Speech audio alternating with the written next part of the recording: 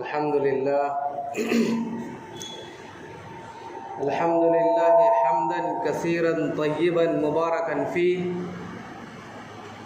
व उसल्ली सलातन अला नबिय्यि अत्ताहिरीन व अला आलिहि व अस्हाबिहि व बारक व सल्लम तस्लीमन कसीरन कसीरा। क़ाल अल्लाहु तबारक व तआला फ़िल क़ुरआनिल अज़ीम क़ुल हल यस्तविल लज़ीना यअलमून वल लज़ीना ला यअलमून वक़ाल नबिय्यु सल्लल्लाहु अलैहि वसल्लम खैरुकुम मन तअल्लमल क़ुरआन व अल्लमा औ कमा क़ाल अलैहि सलातु वस्सलाम। अज़ीज़ दोस्तों, दीनी और ईमानी भाइयों, मैंने कुरान करीम की एक छोटी सी आयत तिलावत की है और हदीस पाक में से एक छोटी सी हदीस भी पढ़ी है। कुरान करीम की जो आयत मैंने पढ़ी है उसका ताल्लुक़ उन हज़रात से है जो हज़रात इल्म वाले हों और उन हज़रात से है जो हज़रात बेइल्म वाले हों। नबी अलैहिस्सलातु वस्सलाम से कहलवाया गया, कुल ए मोहम्मद सल्लल्लाहु अलैहि वसल्लम आप कहिए, क्या सवालिया निशान देकर कुरान करीम ने नबी अलैहिस्सलातु वस्सलाम की ज़बान मुबारका से बात कहलवाई, क्या इल्म वाले और बेइल्म वाले, जिन्होंने इल्म सीखा और जिन हज़रात ने इल्म नहीं सीखा, क्या वो बराबर हो सकते हैं? अब मैंने जो दूसरी हदीस पढ़ी है, पूरी दुनिया में सबसे बेहतरीन, सच्चा, पक्का, नेकोकार, पाकबाज वही इंसान हो सकता है जो तुम में से कुरान सीखे और सिखाए। इस दुनिया में सबसे पहले नबी हज़रत आदम अलैहिस्सलातु वस्सलाम को जब अल्लाह रब्बुल इज़्ज़त ने पैदा किया तो उनके सिलसिले में इरशाद फरमाया कुरान करीम की पहले पारे में, वअल्लम आदम अल अस्माअ कुल्लहा, कि अल्लाह रब्बुल इज़्ज़त ने हज़रत आदम अलैहिस्सलातु वस्सलाम को तमाम चीज़ों का इल्म दिया था। और तमाम चीज़ों का इल्म देने का मतलब सिर्फ ये नहीं था कि इस्लामिक स्टडीज़ को पढ़ लिया जाए, उसका मतलब ये नहीं था कि सिर्फ दुनियावी एतबार से इल्म हासिल कर लिया जाए, उसका मतलब ये नहीं था कि एक इंसान इंजीनियर बन के भी पढ़ा लिखा जाहिल बना रहे, उसका मतलब ये नहीं था कि एक पढ़ा लिखा इंसान जिसको दीन से कोई वाबस्तगी ना हो वो इंसान अपने आप को देवता बना रखे। इसका मतलब ये नहीं था कि इंसान दुनियावी तालीम सीख कर अपने आप को फ़िरौन का दावा करने लगे। इसका मतलब ये नहीं था कि इंसान अपने इल्म, दुनियावी इल्म की बुनियाद पर दूसरे पर जुल्म और इस्तिबदाद करने लगे, बल्कि इल्म सरापा वो नेमत है जिस नेमत का तज़किरा कुरान करीम की 5 आयतों के ज़रिए से गारे हिरा में नबी अलैहिस्सलातु वस्सलाम के सीने अतहर पर देकर अल्लाह रब्बुल इज़्ज़त ने उनकी शान को ज़ाहिर किया कि इल्म इस चीज़ का नाम है। कोई भी तालीम हो दुनिया में, चाहे इंजीनियरिंग की तालीम हो, बायोलॉजी की हो, फिज़िक्स की हो, केमिस्ट्री की हो, ज़ूलॉजी हो या और भी कोई तालीम हो, हर तालीम का आगाज़ या सिरा अगर उसका नबी अलैहिस्सलातु वस्सलाम तक या उससे आगे बढ़कर अल्लाह रब्बुल इज़्ज़त तक पहुँचता है तो वही इल्म काबिल कबूल है इस्लाम में। अल्लाह रब्बुल इज़्ज़त ने कुरान करीम की पहली 5 आयतों में इसका तज़किरा भी इरशाद फरमाया इक़रा बिस्मि रब्बिकल लज़ी खलक़, पढ़िए। वहाँ तज़किरा नहीं था कि कुरान की आयत को पढ़िए।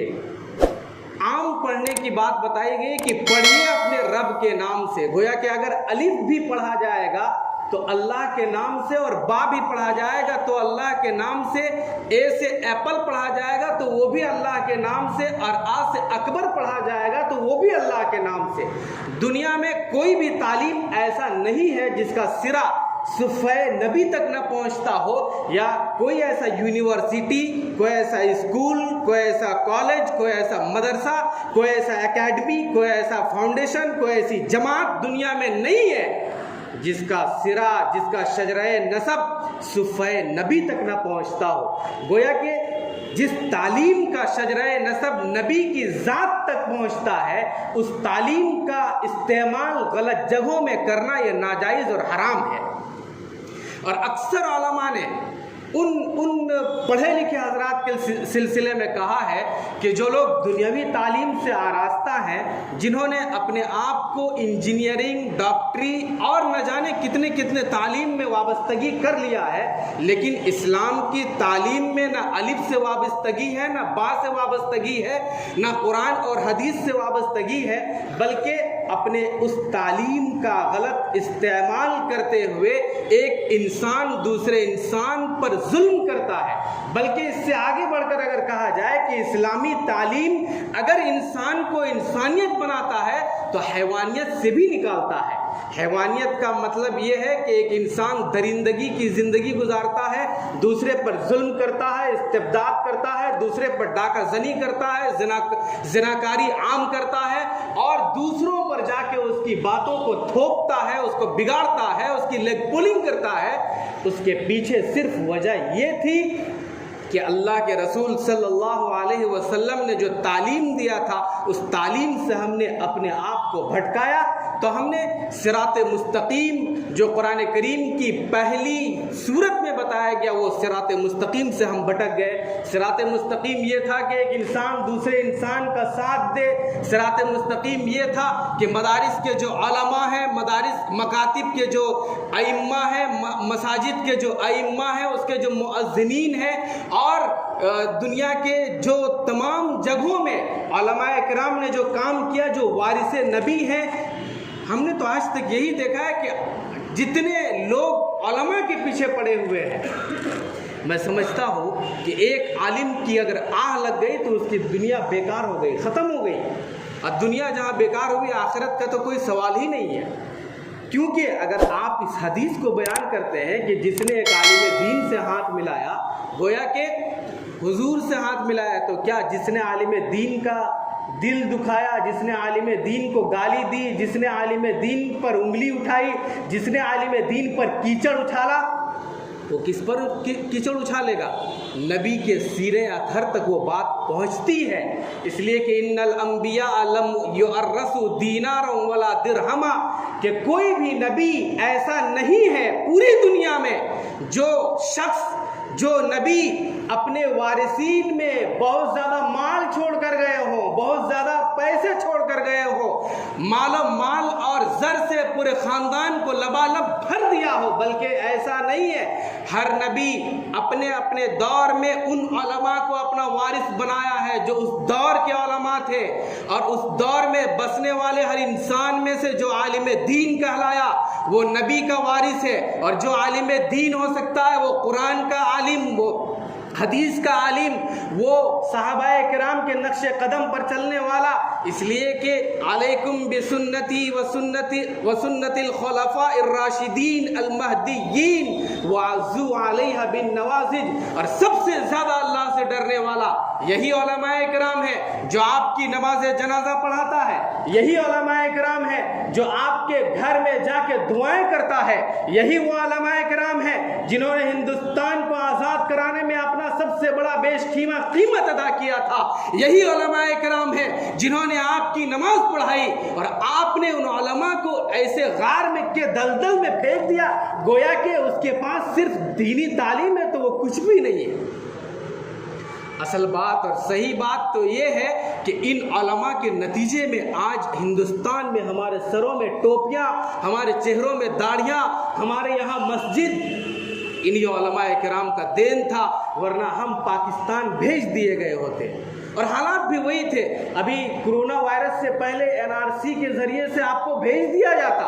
मुल्ला भागो पाकिस्तान का नारा लगा चुका था, लेकिन यही उलमा किराम थे जिन्होंने एनआरसी के खिलाफ था। ऑल इंडिया मुस्लिम फैसला बोर्ड इसी पर कायम था और आज भी इस पर लड़ाई कर रहा है। कौन? वही उलमा किराम थे। हज़रत मौलाना वली रहमानी साहब, हज़रत मौलाना सैयद अरशद मदनी साहब और बेशुमार उलमा किराम इसके राह में गामजन है। उलमा किराम ही तो थे, लेकिन अफसोस कि उलमा किराम को उनको हेच निगाहों से देखा गया, तो अपने आप को आप जिल्लत के उस गार में चले गए कि आपको उठना तो मुश्किल, आपको लोगों ने अच्छा तक भी नहीं समझा। क्यों नहीं समझा? आप हालात का जायज़ा लीजिए, हिंदुस्तान ही में सही, क्योंकि हम हिंदुस्तान में बसने वाले हैं, तो आप हिंदुस्तान का जायज़ा लीजिए कि एक मुसलमान को दूसरे कम्युनिटी के लोग किस नज़र से देखते हैं। उस ज़माने का हाल ये था कि नबी अलैहिस्सलातु वस्सलाम जब ताइफ की वादी में गए तो एक एक करके ताइफ वाले लोग इस्लाम कबूल करते चले गए। और इस ज़माने का हाल देखिए, बेशुमार जमातें निकलती है, आखिर वो जमातों में वो रूह, वो नेक काम, वो नेकी, वो सिला, वो बदला क्यों नहीं है,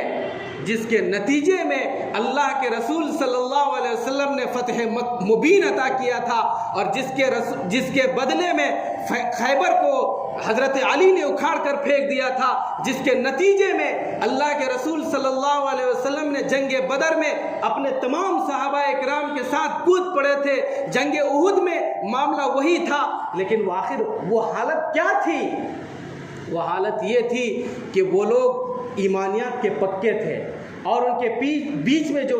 शख्सियत थी वो नबी अलैहिस्सलातु वस्सलाम की शख्सियत थी, जो ईमान की तजदीद में हर हाल में उनके पीछे पड़े रहते थे और कहते थे ताल नुजद्दिदु ईमानना। कौन? नबी अलैहिस्सलातु वस्सलाम को ईमान की तजदीद की ज़रूरत नहीं थी, सहाबा इकराम को ईमान की तजदीद की ज़रूरत नहीं थी, लेकिन बुलाते थे मिंबर रसूल में और कहते थे कि आओ मेरे पास, हम अपने ईमान को ताजगी दें, अपने ईमान को अल्लाह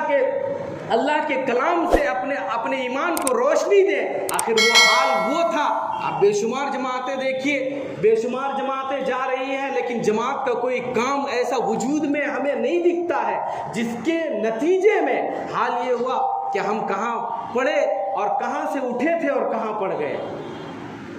12 रबीउल अव्वल का महीना है। 12 रबीउल अव्वल की 9 तारीख को नबी अलैहिस्सलातु वस्सलाम इस दुनिया में तशरीफ़ लाए थे। ये थोड़ी सी इख्तिलाफ की बात है, लेकिन 9 रबीउल अव्वल मुकम्मल तौर पर, वाज़े तौर पर अक्सर मौर्रिखीन ने, सीरत निगारों ने लिखा है 9 रबीउल अव्वल को तशरीफ़ लाए थे और पीर का दिन था। लेकिन वो दिन और आज के दिन में सुबह तो उस वक्त भी हुआ करती थी, सुबह तो आज भी होती है, लेकिन उस वक्त की सुबह सफ़ेदी लेकर आती थी, उस वक्त की सुबह नूरानी थी और आज की सुबह 10 बजे होती है। मैं ये हालात के जायज़े के साथ दुनिया कहाँ से कहाँ पहुँच चुकी होती है 10 बजे तक, और हम हैं कि 10 बजे तक हमारी नींद तक नहीं खुलती है। हमारा हाल तो ये है कि हम इस्लाम का काम करने के लिए बेताब और बेचैन और बेकरार रहते हैं और हमारे दिल में ये तड़प है कि हम इस्लाम की दावत के लिए न जाने कितनी कितनी जगहों पर चले जाते हैं और हमारी ज़बान में वो ताकत, ना वो ताकत रहती है, ना वो कुव्वत रहती है, ना वो सोच रहता है, वो ना जज्बा रहता है, ना वो ख्यालात रहते हैं जिस ख्याल के साथ नबी अलैहिस्सलातु वस्सलाम ने ताइफ की वादी में, जहाँ पर कांटे भी बिछाए गए थे, जहाँ पर औरतों ने ऊपर से पत्थरों की बरसात की थी। लेकिन अफसोस कि एक वक्त ऐसा भी आया इस्लाम पर कि वहीं की औरतें आकर इस्लाम कबूल कर कर के चली गई, वहीं की औरतें कांटे उठाने पर मजबूर हो गई, वहीं की औरतें ओझड़ी हटाने पर मजबूर हो गई, वहीं की औरतें नबी का चेहरा और मुखला देखने पर मजबूर हो गई। आखिर बात क्या थी? वो बात वो थी कि वो 5 आयतें जो गारे हिरा में मिली थी, नबी अलैहिस्सलातु वस्सलाम को उन 5 आयतों की रोशनी का नतीजा था कि अल्लाह रब्बुल इज़्ज़त ने नबी अलैहिस्सलातु वस्सलाम के ज़बान मुबारक में वो तासीर रखा था, उनकी ज़बान मुबारक में वो सोच और फिक्र रखा था। जिस ज़बान से वो बोलते थे लोग उसको कबूल करते चले गए। लेकिन अफसोस के उलमाए किराम, जिन उलमाए किराम ने अवामुन्नास को सामने रखते हुए, चाहे हुकूमत का हो या हुकूमत के बाद के लोगों का हो, तमाम का मुंहतोड़ जवाब दिया, चाहे एनआरसी हो, कोरोना वायरस हो या इस जैसे जितने भी हालात आ गए, सबसे पहले यही आलिम दीन उठता है, तब जाके आपकी आँख खुलती है। यही आलिम दीन था जो मौलाना कासिम नानोतवी रहमतुल्लाह अलैह के नाम से, और वो सबसे बड़ा मोहसिन इंसानियत, आलिम इंसानियत मोहम्मदुर रसूलुल्लाह सल्लल्लाहु अलैहि वसल्लम की ज़ात अक़दस थी। तो मक्का मुकर्रमा में दिलों को फतह करने के बाद मदीना मुनव्वरा में दिल की फतहयाबी लेकर पूरे जगहों में अपने सहाबाए किराम को भेजा था, और सहाबाए किराम के बाद ताबीन, तबे ताबीन, बुजुर्गाने दीन, और आज के दौर में उलमाए किराम जो आपके पास हैं उनको गनीमत समझिए, वरना आने वाले हालात ऐसे हैं कि आपकी नमाज जनाजा सड़ती रह जाएगी लेकिन पढ़ाने वाला कोई नहीं होगा। आप अपने बच्चों को वो तालीम क्यों नहीं देते जिसकी नमाज जनाजा वो अपने बाप की नमाज जनाजा खुद पढ़ाए? आप अपने बच्चों को कुरान की तालीम क्यों नहीं देते जिसके नतीजे में आपका वो बच्चा पूरी दुनिया में सबसे बेहतरीन आदमी भी होता, और जिस दर्द के साथ वो पढ़ेगा उस दर्द के साथ मदरसे का बच्चा आपके लिए कुरान नहीं पढ़ सकता है। मेरा दावा है, जिस दर्द के साथ आपका बच्चा पढ़ेगा, जिस दर्द के साथ आपका हाथ उठेगा, जिस दर्द के साथ आप अपने बाप के लिए दुआएं करेंगे, वो दर्द के साथ ना कोई आलिम दीन करेगा, ना कोई मदरसे का बच्चा करेगा। इसलिए ज़रूरत इस बात की है, हालात का जायज़ा लेने के बाद, कि आप डॉक्टर बनाइए, मुझे इससे कोई एतराज़ नहीं, इंजीनियरिंग बनाइए, मुझे इससे कोई एतराज़ नहीं,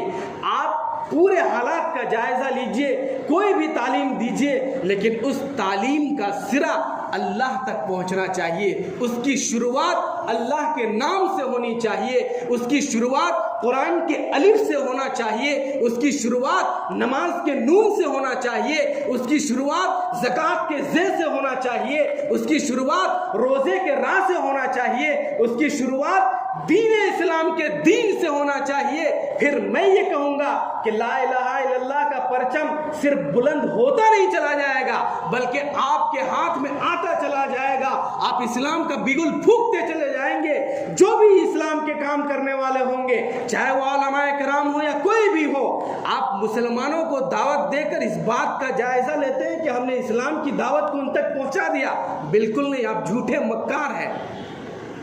आप इस्लाम की दावत उनको पहुंचाइए जो लोग दीन से भटके हुए हैं, जो जलालत के रास्ते में हैं। आप इस्लाम की दावत मुसलमानों को दे रहे हैं जिनको ये पता है कि नमाज पढ़ना जायज़ है, जिनको ये पता है कि नमाज फ़र्ज़ है, जिनको ये पता है कि ज़कात फ़र्ज़ है। आप दीन इस्लाम की दावत हिंदुओं को क्यों नहीं दिए? आपने दीन इस्लाम की दावत बुद्धिस्टों को क्यों नहीं दिया? आपने दीन इस्लाम की दावत जैनियों को, सिखों को, ईसाइयों को क्यों नहीं दिया? वो बेचारे वो भूखे हैं कि हमें इस्लाम की दावत कोई दे, वो बेचारे भूखे हैं इस बात के कि हमें कोई कुरान की आयत सिखाए, वो बेचारे भूखे हैं इस बात से कि कोई हमें कुरान पढ़ाने वाला मिल जाए। लेकिन अफसोस मुसलमानों ने मुसलमानों को दावत देकर ये समझा कि हमने कुरान और इस्लाम की दावत फैला दिया। ऐसा नहीं है, बल्कि कुरान की दावत गैर मुस्लिमों में आम होना चाहिए, ताकि उनको ये पता चले कि इस्लाम वो पाक, साफ और शफाफ मजहब है जो जुल्म न सहता है न करने देता है। इस्लाम वो काबिल तारीफ मजहब है जो अल्लाह के नज़दीक सबसे पाक है। इन्न दीन इंदल्लाहिल इस्लाम व मन यब्तगी गैरल इस्लाम दीनन फलन युक़बल मिन। अल्लाह के नज़दीक कोई भी दीन लेकर आओगे, आप उनके शास्त्रों से पढ़ के बताइए, आप उनके वेदों से पढ़कर बताइए, आप बाइबल का मुताला कीजिए, कुरान के साथ बताइए, आप बाइबल के साथ दूसरी जो भी किताबें जिस धर्म की हो, आप उनकी किताब से, मैं तो पूरे चैलेंज के साथ कह सकता हूं कि उनकी किताब में भी नबी अलैहिस्सलातु वस्सलाम का तज़किरा मौजूद है और उन्होंने भी माना है। लेकिन अफसोस कि आखिरी नबी सल्लल्लाहु अलैहि वसल्लम की दावत को हमने सही तौर पर नहीं पहुंचाया, उसके लिए हमारे मदारिस हैं, मदारिस से अपने बच्चों का राब्ता जोड़िए और साबित ये कीजिए कि आप पक्के और सच्चे और दुनिया के सबसे बेहतरीन इंसान हैं, कुरान सीखने वाले हैं और कुरान सिखाने वाले हैं। अल्लाह ताला हम तमाम को कहने और सुनने से ज़्यादा अमल की तौफीक नसीब फरमाए। वो आखिर दावाना अनिल हम्दुलिल्लाहि रब्बिल आलमीन।